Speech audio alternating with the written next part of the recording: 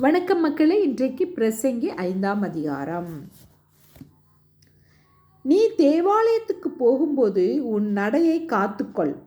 மூடர் பலியிடுவது போல பலியிடுவதை பார்க்கிலும் செவி கொடுக்க சேர்வதே நலம்.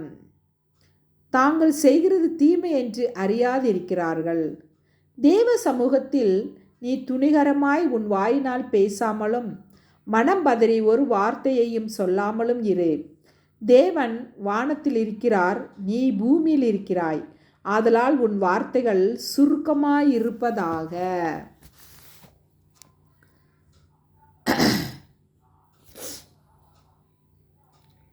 தொல்லையின் திரட்சியினால் சொப்பனம் பிறக்கிறது போல வார்த்தைகளின் திரட்சியினால் மூடனுடைய சத்தம் பிறக்கும்.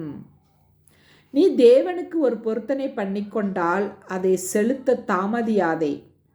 அவர் மூடரில் பிரியப்படுகிறதில்லை. நீ நேர்ந்து கொண்டதை செய். நீ நேர்ந்து கொண்டதை செய்யாமல் போவதை பார்க்கிலும் நேர்ந்து கொள்ளாதிருப்பதே நலம். உன் மாம்சத்தை பாவத்துக்குள்ளாக்க உன் வாய்க்கு இடங்கொடாதே. அது புத்தி பிசாசினால் செய்தது என்று தூதனுக்கு முன் சொல்லாதே.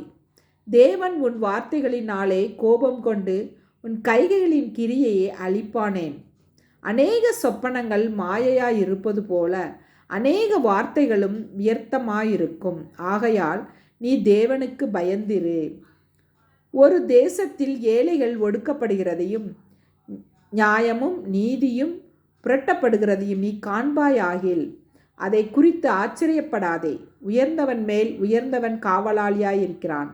அவர்கள் மேல் உயர்ந்தவரும் ஒருவரும் உண்டு. பூமியில் விளையும் பலன் யாவருக்கும் உரியது. ராஜாவும் வயலின் பலனால் ஆதரிக்கப்படுகிறான். பணப்பிரியன் பணத்தினால் திருப்தி அடைவதில்லை. செல்வப்பிரியன் செல்வப்பெருக்கினால் திருப்தி அடைவதில்லை. இதுவும் மாயையே. பொருள் பெருகினால் அதை தின்கிறவர்களும் பெருகிறார்கள். அதை உடையவர்கள் தங்கள் கண்களினால் அதை காண்பதையன்றி அவர்களுக்கு பிரயோஜனம் என்ன? வேலை செய்கிறவன் கொஞ்சமாய் புசித்தாலும் அதிகமாய் புசித்தாலும் அவன் நித்திரை இன்பமாயிருக்கும். செல்வனுடைய பெருக்கோ அவனை தூங்க ஒட்டாது. சூரியனுக்கு கீழே நான் கண்ட வேறொரு கொடிய தீங்கும் உண்டு. அதாவது ஐஸ்வர்யமானது அதை உடையவர்களுக்கே கேடுண்டாகும்படி சேகரித்து வைக்கப்படுவதாம். அந்த ஐஸ்வர்யம் விக்கினத்தால் அழிந்து போகிறது. அவன் ஒரு புத்திரனை பெறுகிறான். அவன் கையில் யாதொன்றும் இல்லை.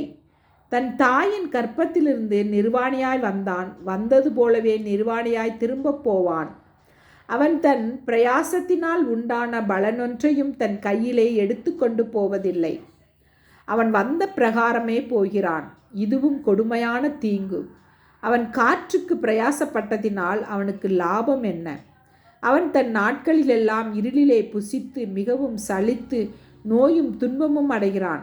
இதோ உயிரோடு இருக்கும்படி தேவன் அருளி செய்த நாளெல்லாம் மனுஷன் புசித்து குடித்து சூரியனுக்கு கீழே தான் படும் பிரயாசம் அனைத்தின் பலனையும் அனுபவிப்பதே நலமும் உத்தமமான காரியம் என்று நான் கண்டேன். இதுவே அவன் பங்கு. தேவன் ஐஸ்வர்யத்தையும் சம்பத்தையும் எவனுக்கு கொடுத்திருக்கிறாரோ அவன் அதிலே புசிக்கவும் தன் பங்கை பெறவும் தன் பிரயாசத்திலே மகிழ்ச்சியாய் இருக்கவும் அவனுக்கு அதிகாரம் அளிப்பது தேவனுடைய அனுக்கிரகம். அவனுடைய இருதயத்திலே மகிழும்படி தேவன் அவனுக்கு அனுக்கிரகம் பண்ணுகிறபடியினால் அவன் தன் ஜீவனுள்ள நாட்களை அதிகமாய் நினையான். ஆமேன். மக்களே, வீடியோ பிடிச்சிருந்தால் லைக் பண்ணுங்கள், ஷேர் பண்ணுங்கள், சப்ஸ்கிரைப் பண்ணுங்கள். தேங்க்யூ.